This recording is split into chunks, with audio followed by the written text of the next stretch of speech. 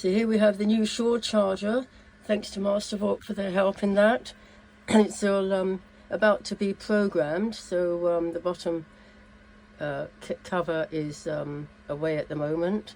Going to connect it to the computer via a USB interface and get it all sorted out so it's seeing everything connected to it and that everything is not overcharging the lithium batteries. And we also have a new regulator for the just trying to see where that is, which is up there. New regulator for the alternator, which is doing a similar thing. So very happy that the shore charging side of things will be back to square one soon, and that will be really useful.